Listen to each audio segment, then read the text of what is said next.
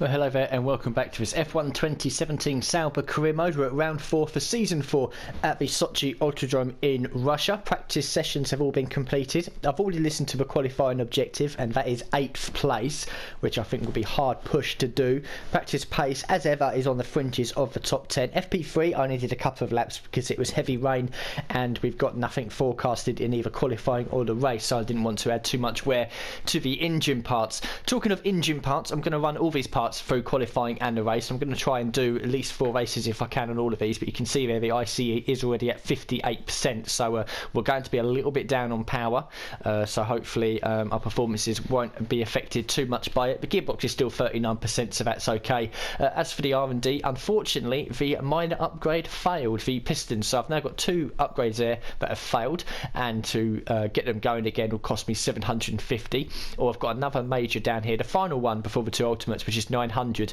As you can see in the top right, we're on 631, so if we get to 900 after this race, then I will get this major one done. If we haven't hit 900, we will definitely hit at least 750. I will get both of these done as well, but ideally I want to get that done because I know these 2 are guarantees for 750, and then we can get on with the aero down here, which we desperately need.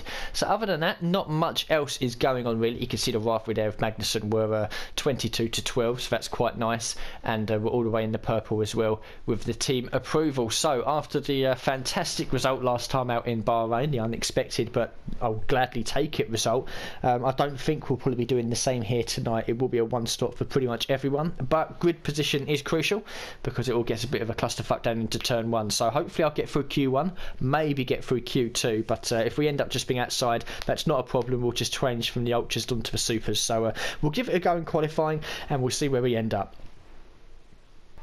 So then safely through into Q2 with the 8th fastest time on the super soft tyres as well, so that's given me a bit of a confidence boost to maybe get into Q3 as well. It pretty much means that we're going to be starting on the ultra soft tyres because I've used up the super softs unless we get knocked out in Q2, but still promising that time anyway. 6 tenths away from Vettel, who was the other driver on the super soft tyres, so that's nice and encouraging. Hamilton was fastest with Perez a good second and Bottas in 3rd place. As we scroll down, Ricciardo only in 10th place. Right, the 5 drivers eliminated then, Sainz in 16th, Alonso, Stroll, Verline and Van Dorn. So Verline still mired at the back of the field, and I'm getting a bit desperate now for this guy to start increasing. He's only a second away from getting into Q2, but it's a massive second. So we'll move into Q2 then as the only Sauber as usual. We'll bolt on a set of ultra soft tyres and hopefully we should be able to get through to the top 10 shootout.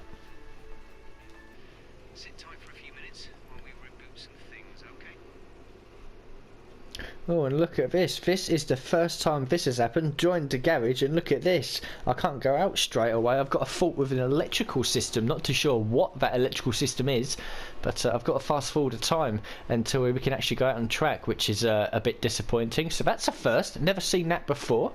But yeah, hopefully we'll get it sorted out and it won't cause us any problems and we can get out and do some laps before the end of the session. So then, even with that electrical fault at the beginning of qualifying, our engine parts now starting to show a little bit of obvious wear. We've managed to successfully get through to Q3 fairly comfortably as well, just a second off of Bottas. Perez looks legitimately quite quick here. He's 3rd after being 2nd in Q1, but we've managed to make it through to the top 10 shootout, which means we will be starting with the ultra soft tyres like everyone else, and that's fine. That's okay. It means it's going to be nice and tight throughout the race. So the 5 drivers that are being eliminated: Massa in 11th, Kvyat, Magnussen, Palmer and Grosjean. So we've got an opportunity, I think, if we really nail the lap, to maybe not be in 10th place. It should be ahead of Ocon and Hulkenberg. It would be maybe an 8th in Q3, but it'd be nice to maybe try and jump one of the Red Bulls as well. But we'll give it a go and see what we can do. So there we go, look at that, just half a second off the pace in Q3. We line up in 5th place. We've jumped Hulkenberg, both the Red Bulls and both the Force Indians. Blinding second lap. I actually was purple in Sector 3, which I feel very comfortable with, and Sector 2 is very, very good as well. So we'll be starting from at least 5th place. I'm half tempted to change some of the engine parts, but I'm going to carry them on. But it's promising to see that we're the 5th quickest guy in Q3, even though we've got a lot of worn engine parts. So very, very confident for the race ahead. Hopefully we keep it clean for the first few laps, and yeah, hopefully we can have another positive result like we've been having all the way through this season already. So the resource points for qualifying, this should be the standard 105 we get if we manage to smash everything, and we do, so it brings up to 756. which is half of the job done now to try and get that 900 for that major upgrade. We've also completed qualifying and out-qualified Magnussen by some distance as well, over 2 seconds. That's a bit of a margin. So 24 to 12, we should be able to see this away by the end of the next race. 4 of the teams are now at 100% and everyone else is closing that gap as well, so that's nice in the reputation level. So we'll listen to the voicemail then. 5th on the grid. I'm expecting this to be around about 6th to 8th place. It's 6th. I think we might struggle a little bit in the race, but yeah, we're not going to change any engine parts in. We're going to roll with it, see what we do in the race. So we'll go straight to it then. We'll have a look at the grid and then we'll get our race strategy sorted out, but it should pretty much be the ultras onto the super soft strategy. Well then, after an exciting qualifying session yesterday, let's take a look at how the cars line up. Lewis Hamilton lines up on pole position, and Valtteri Bottas will line up alongside. Looking down the rest of the grid, we have Raikkonen, Vettel, Sauber, and Ricciardo, Ocon, Perez, Verstappen, and Nico Hülkenberg, Massa, Fiat, Kevin Magnussen, and Palmer, Grosjean, Sainz, Lance Stroll, and Pascal Wehrlein. Van Dorn and Fernando Alonso starts from the back of the grid. Now it's almost time to lights out, so let's go down to the track. So no major changes that affect us. Alonso has been pushed to the back of the field due to a grid penalty, which means both McLaren start at the back. Right then, we'll have a look at the session forecast. Cloudy, bit of sun, cloudy, ultra softs onto supers. The two-stop strategy is 11 seconds slow, so we won't bother aiming for that. 27 laps, and it's underfueled me massively, so we'll probably bump this all the way up to the maximum, 29.5. 29.5, so it's 2.5 laps worth of rich mix, which is fine. So 11 laps spent on the ultras, and then 16 on the supers. We might be able to push the ultras a little bit further if possible, depending where we are with other cars around. So we might try and undercut or overcut. But it seems like a pretty straightforward and standard strategy at Russia. We can't really mix up a little bit. I think pretty much everyone is going to be going for the one stop, so this is going to come down to pure pace rather than strategy. But we've started off well, qualifying 5th. Hopefully we can keep it clean into turn 1 and maybe make a couple of positions as well. So we'll get the formation up out the way and then get the 4th round of this season on the go. So then, build the revs. Lights are coming on now. And it's go. Not the worst start in the world. We'll move over to the right. Oh, there's a red ball there. We won't do that. Then we're getting sandwiched. Oh, this is going to get messy. Oh my god. Collision. Well, it was hardly my fault, was it? Right, down into turn 1. Oh, Ocon's run wide a little bit. So we'll jump up to 4th, but the top 3 are already disappearing. So after all that craziness, we've actually gained a position. So at the final corner to complete lap 1. Purple in sector 3, which is nice, and like I said, we were purple in sector 3 in Q3. So if we can keep up that sort of pace, then it should be looking good. Gap behind, clear, so yeah, 4th place for now. So at the final corner into lap 4 then, you can see we've crept up on these guys a little bit. They've been battling quite hard. We're now in DRS range as well. We've dropped Ocon behind, and Vettel behind him in 6th has an engine issue. So far so good. This is looking very promising. Tell you what, Hamilton's struggling here, and I've got an opportunity to get past. Oh, it's difficult to try and overtake there, especially against this AI. A better opportunity down into turn 1. It's not often you see this, ladies and gentlemen. I'm putting a move on Hamilton for 3rd. Nicely done as well. That's us into a podium spot. He's definitely losing pace somewhere, so we have to get past as quickly as possible. So into lap 7 then, it's pretty much status quo. Raikkonen is taking the lead, and he's slowly pulling away from Bottas. We're in rich mix at the moment to try and build a bit of a gap over these midfield cars.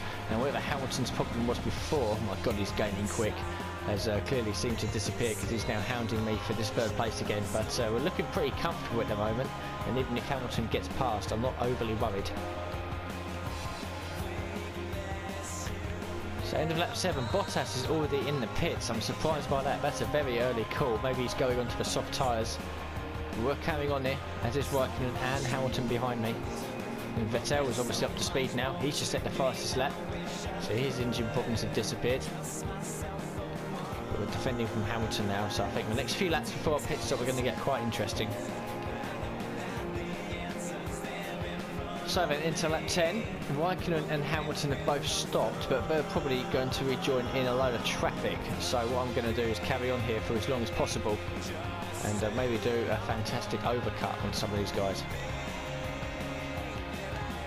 Okay, I'm starting to get a little bit of understeer in these front tyres, and I think the likes of Raikkonen, Bottas and Hamilton have been stuck in traffic for long enough.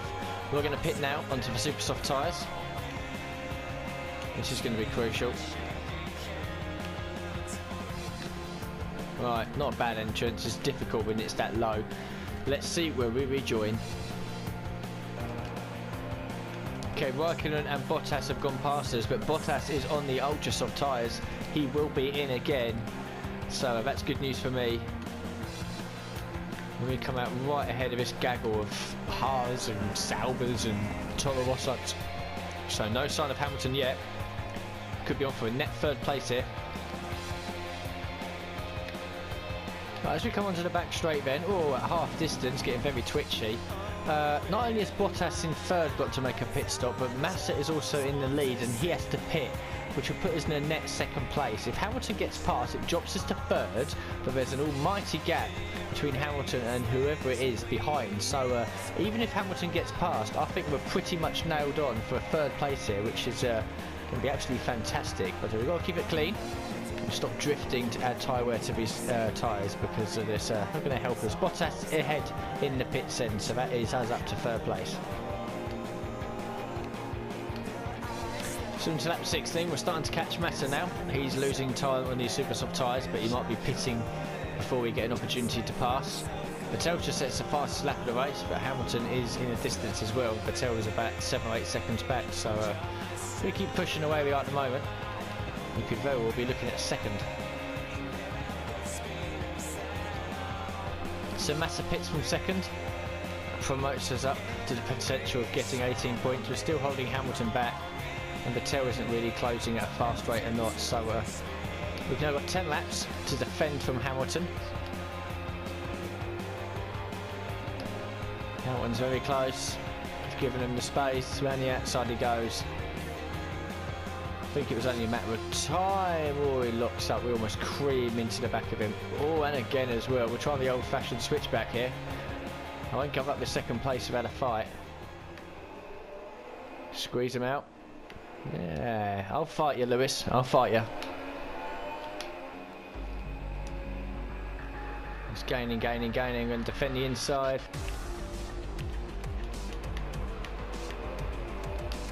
Push him off again. I'll be aggressive, but what all this is doing is allowing Vettel to creep up. He's only a handful of seconds away now. So lap 19, here comes Hamilton again.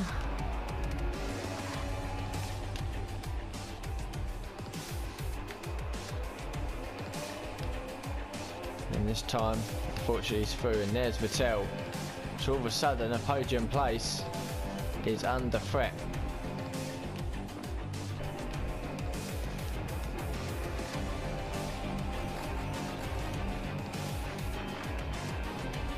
Vettel's up the inside, we give him the old squeeze.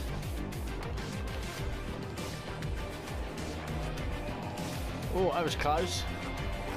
But we try again up the inside there. Side by side in the long left-hander.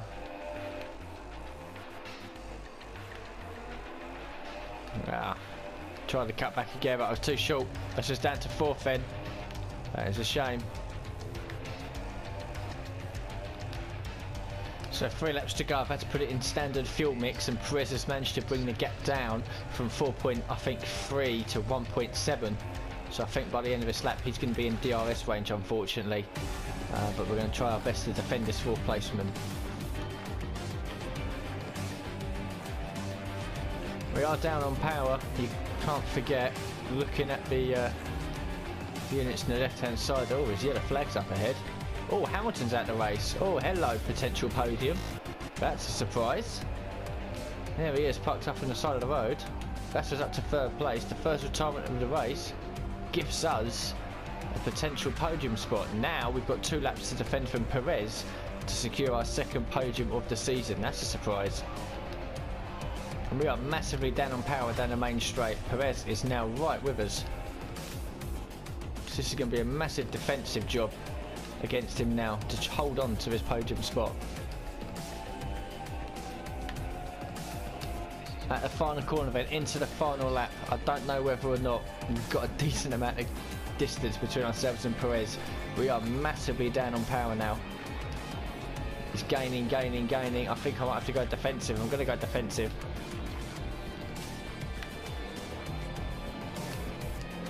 Come on, let's hold on to it. Into Rich Mix again for the back straight. Where is he? He's gaining. No. Dive bomb. Oh, God. Around the outside. Oh, he's made contact. Oh, he's had a moment. I don't think I did anything wrong in that. And we should be okay to hold on now. And chuck it in lean mix so we don't run out of fuel. He's a long way back. I don't think I was at fault for that. I gave him enough room. And we come round the final corner. It's our second podium. Get in there. Here come our winning drivers then, out onto the podium at the end of a thrilling Grand Prix. The drama and excitement are over, and it's time to let it all sink in.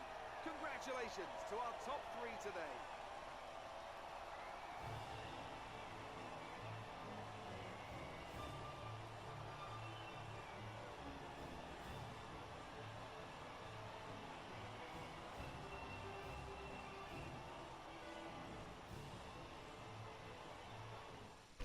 So there we go then, Raikkonen wins with Vettel second, and we pick up a third place, our final, our second I should say, not final, that's our second podium of the season.